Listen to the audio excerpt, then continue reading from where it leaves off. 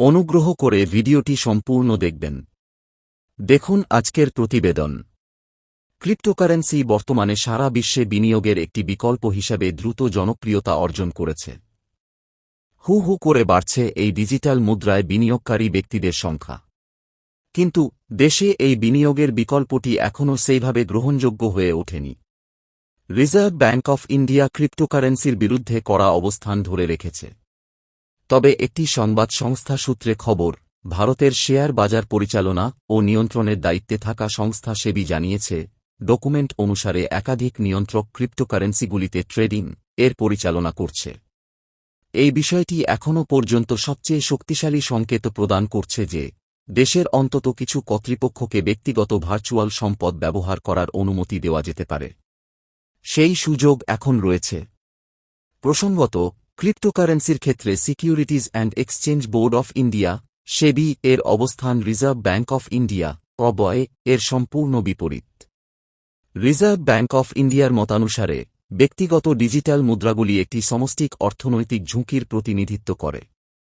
Reserve bank of ইন্ডিয়ার report অনুযায়ী স্পষ্টভাবেই কেন্দ্রীয় ব্যাংকটি ক্রিপ্টোকারেন্সিতে বিনিয়োগ করার অনুমতি দেওয়ার বিরুদ্ধে।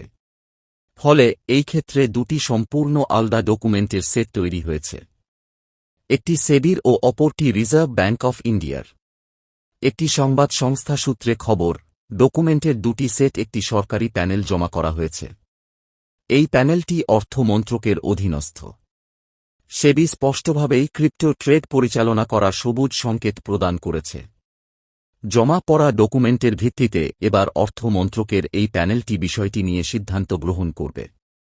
প্রসঙ্গত, এর আগে ক্রিপ্টোকারেন্সি প্রসঙ্গে securities and exchange board of India SEBI এর অবস্থান রিপোর্ট করা হয়নি।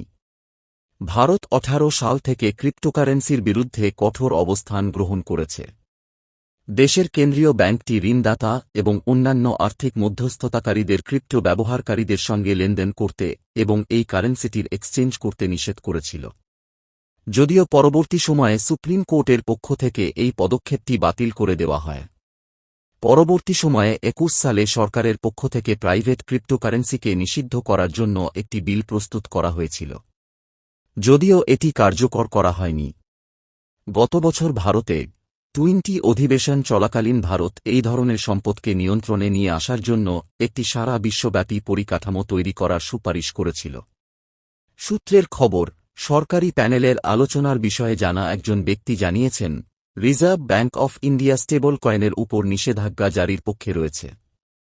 জুন মাসের মধ্যে প্যানেলটি এই বিষয়ে তার রিপোর্ট তৈরি সম্পূর্ণ করার পরিকল্পনা করছে। কিছু নির্দিষ্ট কারণবশত তথ্য প্রদানকারী ব্যক্তি তাঁর নাম প্রকাশ করতে চাননি। স্টেবল কয়েন হল একটি ক্রিপ্টোকারেন্সি যা ফিয়াট মুদ্রার সঙ্গে একটি স্থিতিশীল এক্সচেঞ্জ রেট বজায় রাখার জন্য ডিজাইন করা হয়েছে যাতে সেগুলি অতিরিক্ত অস্থিরতার তুলনায় কম ঝুঁকিপূর্ণ হয়। সরকারি প্যানেলের কাছে জমা করা রিপোর্টে সেবি সুপারিশ করেছে যে বিভিন্ন নিয়ন্ত্রকদের উচিত তাদের ডোমেনের অধীনে থাকা ক্রিপ্টোকারেন্সিগুলির সঙ্গে যুক্ত কাজকর্মের তদারকি করা। সংস্থাটির মতামত অনুসারে ডিজিটাল সম্পদের জন্য একটি একক ইউনিফায়েড নিয়ন্ত্রকের বিষয়টি এড়িয়ে যাওয়া উচিত। সেবি জানিয়েছে, এটি ক্রিপ্টোকারেন্সিগুলি নিরীক্ষণ করতে পারে যা সাধারণত সিকিউরিটির আকারে থাকে।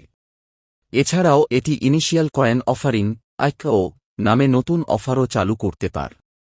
এছাড়াও সেবি ইকুইটি মার্কেট সম্পর্কিত পণ্যগুলির জন্য লাইসেন্সও ইস্যু করতে পারবে।